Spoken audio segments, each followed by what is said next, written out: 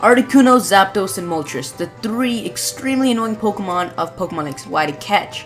Well, not necessarily am I talking about Pokemon, but I'm talking about legendaries, because there's much more annoying Pokemon. But when it comes to legendaries, these three birds are the most annoying, and you probably clicked on this video because you want to know how to get them to stop running from you.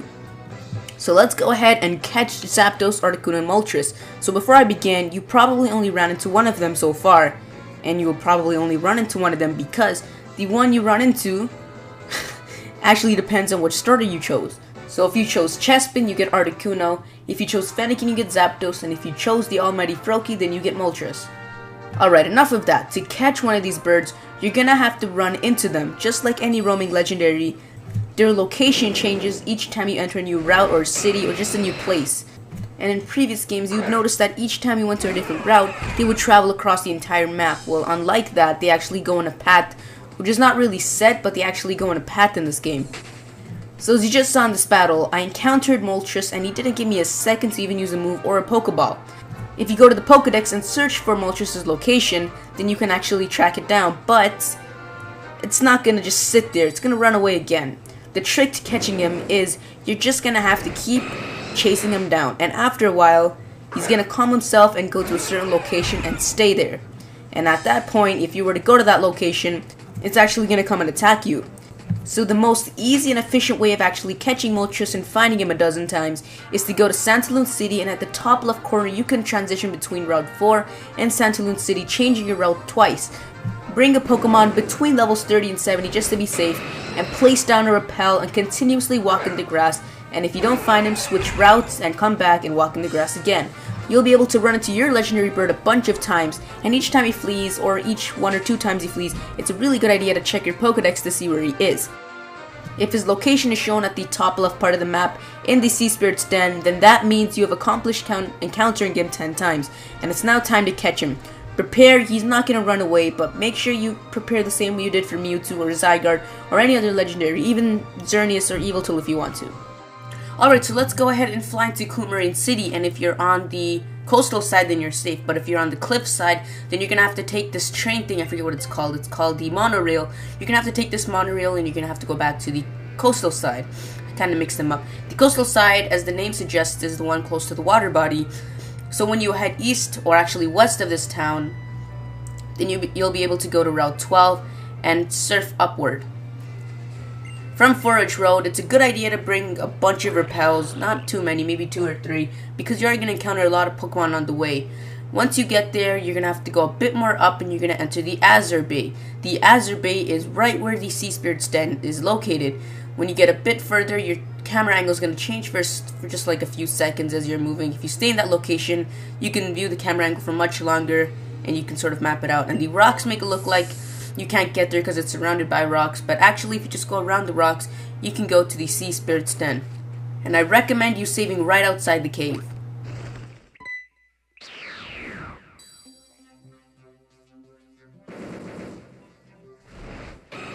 So as you saw, he didn't really just sit there like an interactable Pokemon, he just randomly appears. Well, not randomly, but he'll sort of attack you, so it's kind of unexpected, which is why I want a lot of people to just save outside. So it's a really good idea for every legendary or every Pokemon you're catching to just throw a quick ball on the first turn. If it's not a legendary and I'm just trying to fill up my Pokedex, this really helps because you just catch them right away. It's like a Master Ball. It has a really high chance of catching them. And if that fails, then go ahead and catch him like a normal legendary, paralyze him, lower his HP, then throw a bunch of Pokeballs, Ultra Balls, Dusk Balls. Since he's in a cave, Dusk Balls work the best, but if you don't have Dusk Balls, then Ultra Balls is the best choice. So my Greninja over here has had Lick since the very beginning of the game when he first learned it as a Froakie, I believe, and I've always kept it because it's amazing for catching legendaries, and at that time, when I was up against Psychic types, even though I was a Dark type, well, I wasn't a Dark type until I evolved into Greninja, but I wasn't able to really take down Psychic and Ghost types easily. So Lick, even though it's a pretty weak move, it inflicted the paralyzing condition, and it was also super effective, so it actually did a lot of damage.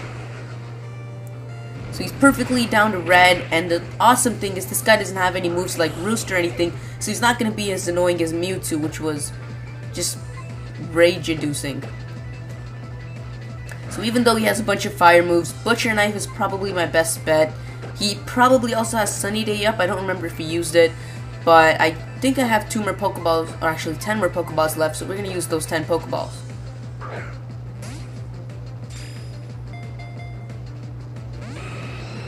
If you find catching legendaries is too easy with the Dusk and Ultra Balls, then it's obviously a good idea to try with Pokeballs, and it's also cool showing your friends that you caught in Pokeballs, and when you send it out, it's actually in a Pokeball and stuff. So I just assumed that this guy's going to be just as hard to catch as Zygarde, probably not Mewtwo, because 1, I think Mewtwo has a lowest catch rate in the game, and 2, because Mewtwo has those recovering moves, and Moltres obviously does not, or else he would have used it and we would have been in a lot of trouble. So, if Pokeballs don't work the entire way, so Pokeballs don't work the entire way, then we're going to start using Dusk Balls and, well, obviously catch them in Dusk Balls. The real challenge is catching them in Pokeballs.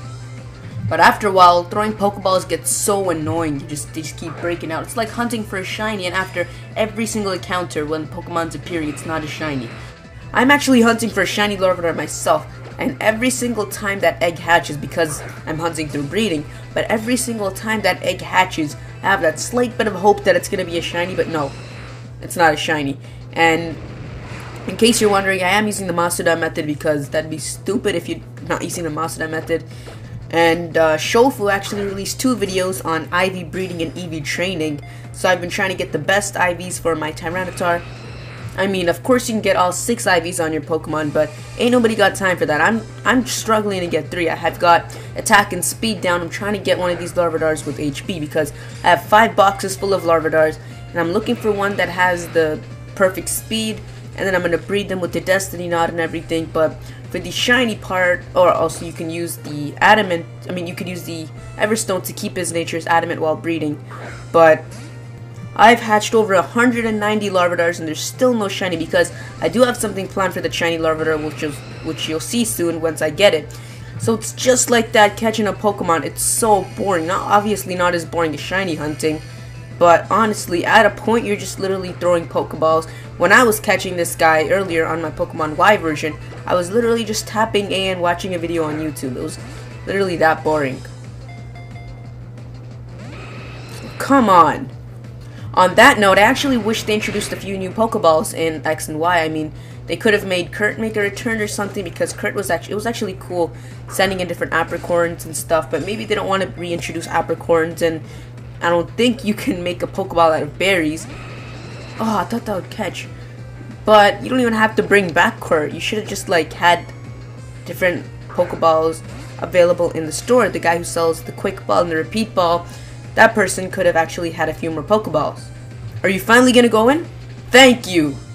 Gosh, that was actually pretty good timing. I've talked about a few things there, but wow, wait, I just caught Moltres. I'm not even paying attention to that, but once I get the shiny Larvitar, it's gonna be a wrap. There's gonna be a lot of new things I'm gonna be doing.